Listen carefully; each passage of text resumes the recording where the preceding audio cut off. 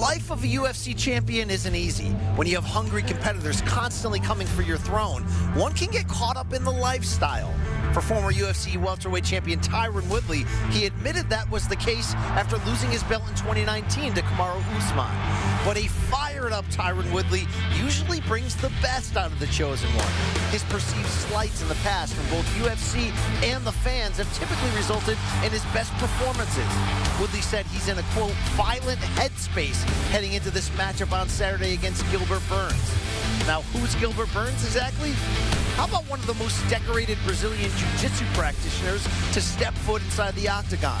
But Burns has evolved into far more than that as a fighter. And currently riding a 5-fight win streak, Burns has shown he can throw some hands too, especially in his first-round stoppage of Damian Maia. So will the Brazilian welterweight move one step closer to a title shot? Or will Tyron Woodley perhaps earn one more chance at the belt he previously defended 4 times? We're going to find out on Saturday night. And with that, we say hello and welcome to CBS Sports HQ. Hakeem Dermish here with CBS Sports combat analyst Brian Campbell. UFC continues to deliver, giving us more live sports. We've got Fight Night in Vegas. Former UFC welterweight champ Tyron Woodley fighting for the first time since losing the belt, facing Gilbert Burns Saturday night at the UFC APEX. Here's how it went down. At BC, UFC using a 25-foot cage rather than the 30-foot cage we usually see. You spoke with Gilbert Burns earlier this week. He said he was going to go right after Woodley because of the size of the cage. Pressure, pressure, pressure. Woodley said, hey, you want to pressure me? Be careful what you ask for. We know he has that counter right hand. But instead, what we saw was Gilbert Burns showing the complete package. 5-0 in his last 5 fights, 3-0 since his move to welterweight. Woodley last fought March of last year when he lost to Kamaru Usman via unanimous decision at UFC 235. Right hand swarms all over him, does Burns. Nasty cut over his left eye after round 1. Burns minus 230 after round 1. Late in round 3, Burns connects with a leg kick to get the attention of Tyron Woodley. End of round 3, both men shaking hand, but Burns stares Woodley down after the bell. This was a systematic breakdown from Gilbert Burns, who showed the pressure striking that he's added to his jiu-jitsu base. But he also showed you his gas tank, his poise, his IQ. This is how you climb the ladder and get known, by taking on former champions with performances like this. Gilbert Burns via unanimous decision. How about that at plus 450? Burns now in a 6-fight win streak, 4-0 in his last 4 at welterweight. If you had the fight going the distance at plus 160, good for you. 26%, just 26% of the tickets were on Gilbert Burns. First main event, and he shows up big time, BC. The welterweight division is packed right now, but you're going to have to make room for the Brazilian fighter who showed you everything he has. 6 wins is nothing to laugh at. And oh, by the way, Hakeem, champion Kamaru Usman, his teammate, looking for a dance partner this summer. Going to be interesting to see whether Burns gets that call. And for more, let's break it down. Back here with Brian Campbell, let's welcome in UFC Hall of Famer Rashad Evans. Rashad, you loved Gilbert Burns. You picked him here on HQ, and he makes you look real smart on this night. Yeah, you know, it was a phenomenal fight. Just a very systematic approach of, you know, breaking down somebody and just, you know, he started from the bottom with the lower leg kicks, and then he worked his way up with those jumping in left hooks, and really never let Tyron feel comfortable in there. And that was the story of the fight. You know, Tyron Woodley really relies on that right hand when he's backed into the corner, and that's when he normally anchors everything off, and people have to respect that. But he really had a hard time finding the timing of Gilbert and just knowing what he was going to do. Gilbert had him in his trick bag all night, and Tyron was just trying to catch up. And early in it, with that cut that he received early in the fight, I think that threw him off mentally and kind of put him in a negative mental space, and he could not get out of that mental space. BC, he came into this fight saying he was in a violent headspace, and it turns out it was Gilbert Burns who was doing all of the violence in round 1 throughout the fight. And we're sitting here watching this in studio, and you kept saying Tyron Woodley not fighting with any passion. Where's the passion? Where is this guy that we've seen, a former champ? You know, when a fighter comes in at 38 years old, you're wondering, am I going to see him get old overnight? Typically, that means physically, right? In this case, unfortunately, I saw mentally a Tyron Woodley who just didn't look like he wanted to be there. We wondered if his one-sided title loss to Kamaru Usman last year was an aberration, a skip in the road. Woodley had talked about he doesn't really know why he fought so lifeless in that fight. Unfortunately, in this one, and again, you take nothing away from what Gilbert Burns did, which is close every potential avenue to victory for Woodley. Hakeem, I just saw a fighter who was fighting as if he was ahead big on the scorecards, not following up the very little success he did have, and really just leaving the fight to chance. You said he was at a crossroads coming into this fight. Is he at the end of the road after this fight? I think he should finish. And I know that is very harsh, and physically he still has so much it seems to give, and he has had such an incredible career, 4 defenses of that welterweight title before losing it last year. But when you don't have it on this level against the very elite, when you're down in these fights, when you're trying to protect your title like he should have been against Usman, and right here where a victory could have gotten him back into that title contention and conversation, and he's not able to pull the trigger, to me, Hakeem, that's a very scary sign. As for Gilbert Burns, Rashad, he wants a shot at Kamaru Usman. He said after the fight, I think I've earned it. He has respect for Kamaru. What do you think about this? You know, it's very interesting. It's not actually my favorite thing, to be honest. You know, I think, you know, when you train with somebody and you're in a stable with them, you learn a lot from each other, you know, just through just regular training. And there's a pact and bond that's born. And I think that in order for there to be an understanding where there's a fight going to happen, I think the discussion that should happen, you know, behind closed doors between him and Kamaru. I'm not sure if that talk happened, but as a teammate who's been in a situation like that with John Jones, I just don't think it's a good idea, to be honest, you know. And honestly speaking, you know, from Tyron's standpoint, I've been in that position, been a fighter who's been, you know, on the ropes and just not knowing if I really wanted to be in fighting, lukewarm about my decision and my approach to fighting, and really just kind of fighting because it's what I always did, but just missing that deeper connection. And I see that in Tyron, and maybe taking a break will be a good thing for him. You agree with Rashad here? I do. It's hard to ever tell a man, and Rashad can deal with this as well, when he should finish, when he should step away from the sport. But gauging as a whole and being honest, this didn't look like a fighter who wanted to be there. At the very least, a long break should help. But for Tyron Woodley to talk so confidently ahead of this fight that he had his passion back, that he had his focus, and to see that type of performance was very disappointing. Once again, I'm going to say it again, do not take anything away from what Gilbert Burns did on this night. But you saw Woodley just unable to even capitalize on any potential momentum. What did you learn about Gilbert Burns on Saturday night that you didn't know, or you thought, maybe I'm on the fence here, but you said, hey, Gilbert Burns is legit? That he is title ready right now. And here's the deal. Look, you're never going to know if you can do the 5-round championship distance per se unless you get that opportunity. This was his first at that. He said to me leading up to this fight, I love the deep waters. I live there. Throw me in there. When you're able to go in there and do that against a champion, and oh, by the way, walk him down late. Take chances when almost Gilbert Burns didn't need to, looking for the finish, yet being smart the whole time. Gilbert Burns showed you the complete package tonight. It's not just the 6 victories in a row. It's not just some of the highlight reel moments. It's the mentality that he's ready in a division which has some players. But like we mentioned off the top, Kamaru Usman does need a dance partner. There's some guys out there you would think UFC may want to match him with, others that you think maybe they don't. Maybe you just let the dice roll and let Gilbert Burns go in there, and let's find out how good he really is. As our own David Sams would say, hashtag wait to see a 6-fight win streak for Gilbert Burns as he defeats Tyron Woodley via unanimous decision in the main event. BC, Rashad, sit tight. Back with you in a moment to break down the rest of the card. As for the co-main event, heavyweight bout, Lagoy Ivanov against Augusto Sakai. Sakai 3-0 in the UFC. He's won 5 straight fights, all by knockout. Former World Series of Fighting champ Lagoy Ivanov making his 5th career UFC appearance. Uneventful round one. So we head to round two. Sakai landed some heavy shots that backs up Ivanov to the cage. But then late in round two, Ivanov catches the knee from Sakai, takes him down, finishes the round on top. Both fighters had their moments in round two, but this little got a little loose here. I know you like it extra sloppy. This was two heavyweights looking to crack the top 10. You didn't really see a lot of consistency until late in the third. Big moment there. You've got Ivanov trying to take him down, trying to get a submission going. Sakai grabs the fence very blatantly in front of the referee's face, Jason Herzog, who only issued a warning, not a point deduction. And it played into these scorecards, which were all over the place. Yeah, in the end, Augusto Sakai takes the victory via split decision.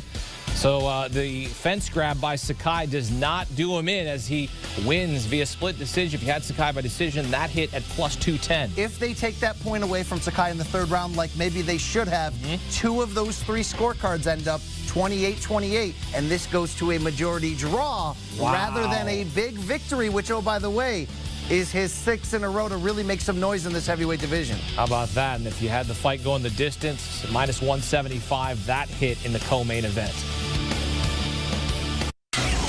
Heck of a fight here. A catchweight bout between Spike Carlyle and Billy Quarantillo. Billy Q on a 6-fight winning streak with 5 of those wins coming by stoppage. The Alpha Ginger, Spike Carlyle, making his second UFC appearance. And check it. Look at that. What is this? Was that the crane kick he was yes. up there?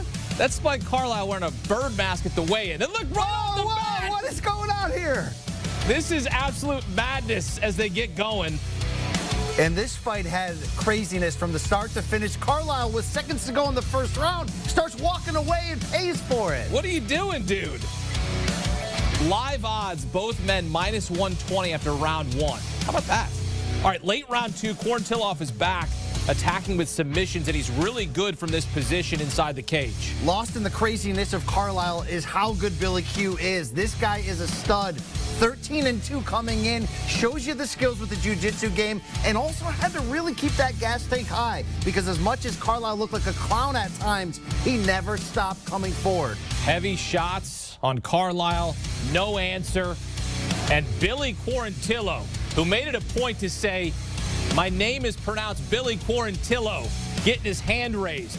We agreed with this, right? Quarantillo. Billy Q. Quarantillo. Billy Q. Quarantillo. Hey, know it now. That's 7 victories in a row. Yet, I think a lot of people are going to be talking about Spike Carlyle after this. Yeah, you're right. But Billy Q getting it done, a 7-fight win streak. The favorite at minus 120. Decision, Quarantillo. Plus 260. Total rounds over 1.5 at minus 175. And hey, if you wagered on the fight to go the distance, some value at plus 160.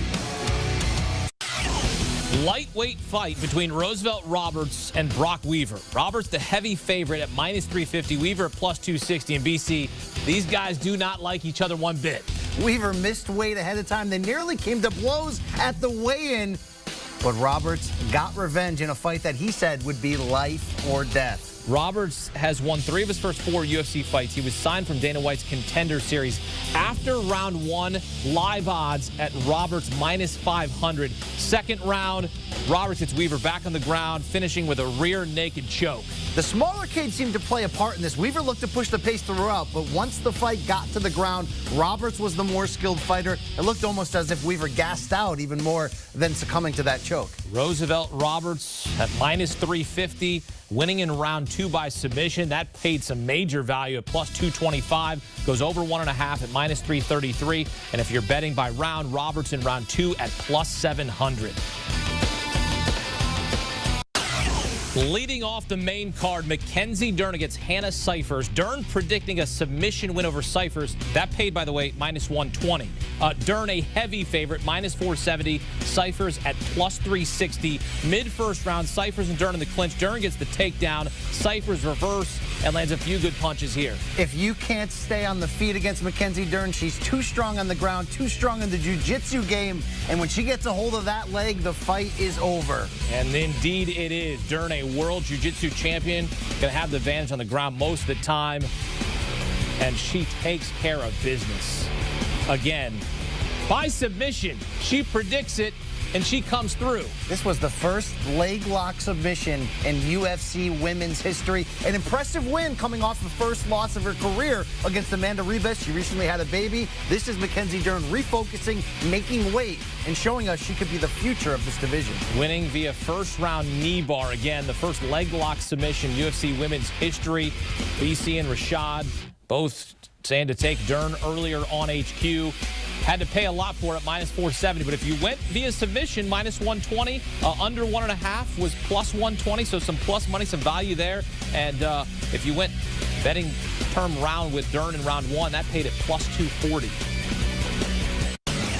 How about this? A notable prelim fight that features Katlyn Chookagian against Antonina Shevchenko, the older sister of Valentina and current women's flyweight champ, who Chookagian lost to in February in BC. Chookagian came out to dominate early in round 1. Spoiler alert, this was one-way traffic throughout. It looked as mismatched and one-sided as a schoolyard fight. Ground and pound in round 1. Chookagian minus 700 after round 1. 4 minutes and 24 seconds of ground control in round 1. Early in round 2 has Shevchenko against the cage, gets the takedown, and again, more ground and pound for Chookagian in round 2. Known more as a striker, this was Chookagian leaning on her grappling and wrestling game. And interesting enough, she was the underdog coming in despite fighting for a title in her last fight. I asked Antonina Shevchenko about that this week. She said maybe the odds makers had it confused with her sister. How about that? Live odds after round 2 was minus 10,000 in favor of Chookagian. Getting revenge on the older sister. She wins via unanimous decision. Katlyn Chookagian at plus 125. If you had it via decision at plus 150. And I think Chookagian really, BC, and listening to the podcast this week, she felt disrespected coming in as the underdog. She never fell out of shape. This is her third fight since November, and she's got a crossroads decision to make. She wants to start a family, yet this division is so shallow, she may find herself back in a second title opportunity against Valentina Shevchenko with victories like this. Over 1.5 rounds, minus 900. If you had it, good for you, but you cash on that. And you know who else is feeling pretty good tonight? That man, UFC Hall of Famer, Sugar Rashad Evans. Well, if you got abs, he went 4 for 5. If you got abs like that at 40, well, you're going to be smiling to begin with, all right? I mean, Rashad's the best. I mean, look at this. Dern, lock. Roberts, lock. Portillo, hit on that. The only miss he had here was even off. And as you said, that could have went a draw. Either way. And then he had Gilbert Burns beating Tyron Woodley in the main event. Rashad Evans, I mean, this is just straight cash. Let's welcome back the aforementioned UFC Hall of Famer Rashad Evans. Rashad, before we dive in a little bit more on this card, I mean, 4 for 5, my dude. Hey, I don't even know. I just see him. I mean, mystic shot. Maybe. I don't know. Oh, my goodness. We call him the wizard, man. He sees into the future. He sees what's going to happen. He's the best. All right, let's break down this prelim fight that was notable between Katlyn Chookagian and Antonina Shevchenko, the older sister Valentina, current women's flyweight champ, who Chookagian lost to in February. And BC, Chookagian gets some revenge here. Look, this was absolute one-sided devastation. I mean, it almost looked like a mismatch, like a schoolyard fight in which Chookagian sitting on top of an experienced fighter, of course, and Antonina Shevchenko, but made her look like she didn't belong there. Big win, of course, for Chookagian coming off of that title defeat. And like we mentioned, Hakeem, this is such a shallow division that Chookagian almost had a turning point in her life, very honest in saying, I want to have kids, I want to start a family. Yet there's not a lot of names in title contention at the moment. She could really circle around. She wants to get as many fights as she can in this calendar year. She doesn't expect to fight too deep into her 30s. She may get herself back into a title bout with performances exactly like this one. Yeah, Chookagian looked great. You know, I'm really, giving Mark Henry the credit. Not saying that, Katlyn's not working hard, but the system that he's really implemented on her, him and Ricardo Almeida, that team that they have over there, as well as her husband, Kyle Seminara, really put together a great game plan for her, a wrestling-dominated game where she was actually able to chain together her punches and strikes and be able to handle that in-between range between striking and takedown to get a takedown and just be absolutely devastating on top top. You know, she looked as if like she took some of that hard loss from losing to Shevchenko, younger sister, the champion, and took it out on big sister. And you know what? I don't blame her. You know what I'm saying? I'm sure that main event, a title fight gave her some bad nightmares afterwards. I'll tell you what, when she was on State of Combat podcast with BC this week, she was upset, as I said, about being the underdog in this fight. She performed absolutely brilliantly against Shevchenko, getting a little revenge. All right, let's get your top storyline from Fight Night. BC, I'll start with you. Certainly it was Gilbert Burns exploding through your television screen and letting you know that he has arrived. I can kind of compare this within the welterweight division a year ago when Colby Covington went out there against another former champion in Robbie Lawler and dominated him so clearly over 5 rounds in this same fashion that you look at that man, you say he deserves a title shot next without question. But if you're going to ask me what stood out to me the most on this night, Yeah. I'm going to have to go with the Alpha Ginger, right? Yeah. Can you give me a little bit of Spike Carlisle here? Can we put that on the screen? What a crazy performance here. I know in a loss, but wow. How about this? Win or lose, I come to entertain, and that's just what I did. So y'all better build me a statue.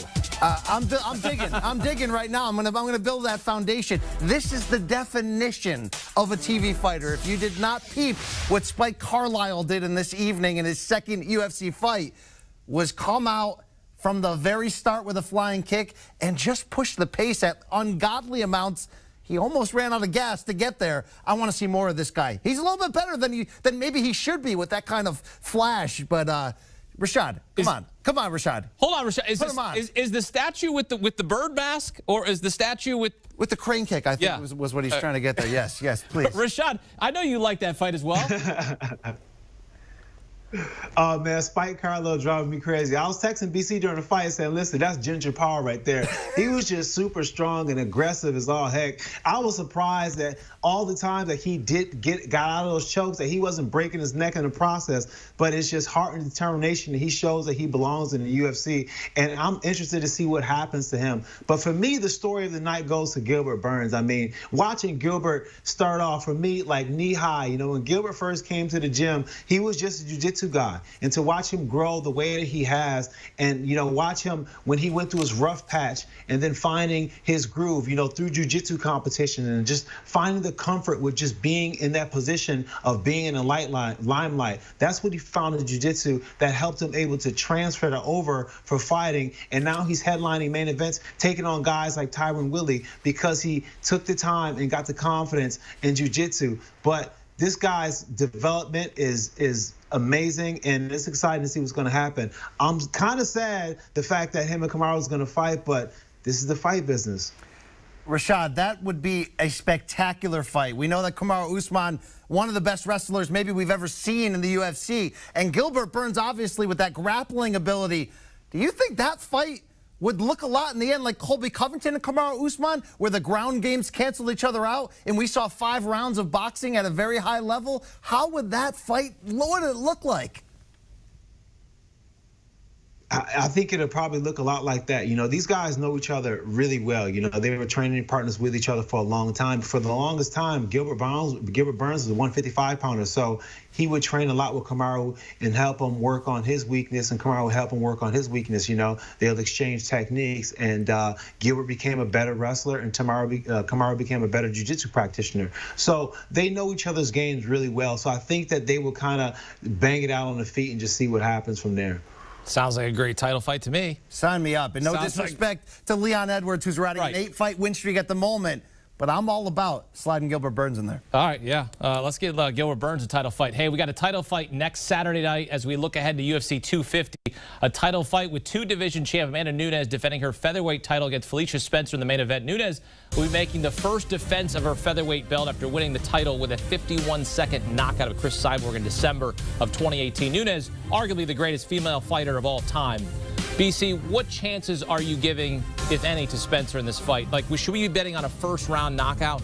You're going to see wide odds like this because Amanda Nunes really is that good. But Felicia Spencer is a very accomplished striker. And if you're looking at the plus 25 and saying, oh, she's going to get finished early, I don't know. Go back to Felicia Spencer's only loss within the UFC, which came against former champion Chris Cyborg Justino. She took Cyborg that full 3-round distance, and she looked good at times, even hurting Cyborg in what turned out to be Chris Cyborg's last fight under the UFC banner. I'm not going to say she's necessarily a live dog, but she's not a walkthrough. This is a good fight for Amanda Nunes in a division at 145 that is devoid of names at the moment. All right, Rashad, what are you most looking forward to at UFC 250 next Saturday night? Well, I mean, the main event for sure. You know, I got to piggyback on that. You know, because I think that Amanda Nunes, she's definitely dominant on her feet, but Felicia Spencer presents some problems on the ground that Amanda Nunes, she's been known to kind of drown sometimes on the ground if she gets somebody who's really good on the ground. And that's where Felicia Spencer can really take a lot of the zap out of Amanda Nunes when they get back to the feet. So this fight is not so much of a lock as people say. So this is definitely a closer fight than a lot of people anticipate.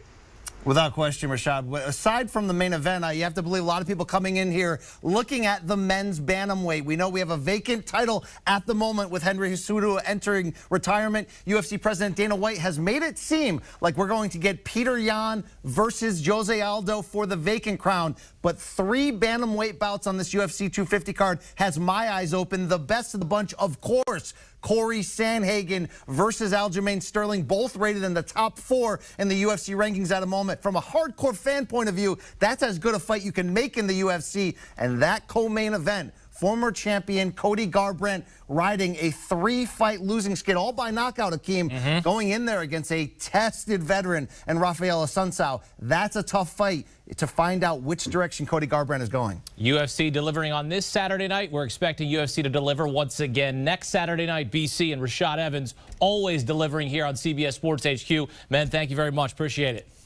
And hey, you want more from BC and Rashad Evans, right? Check out the State of Combat podcast. You can expect breakdowns of the latest news, full event previews, big name interviews. You're going to have some great stuff this week, right, BC? Oh, we're going to be breaking it down, spinning it forward. A lot of big name guests as always on this card. Also, don't forget, boxing making a comeback. It's back, baby. Yes, sir. The State of Combat podcast. Download and subscribe today. Do you want a sports network that delivers everything that matters about the game? The highlights, the picks, the instant analysis, no yelling, no fake debates, no politics. Hit the subscribe button and never miss a moment.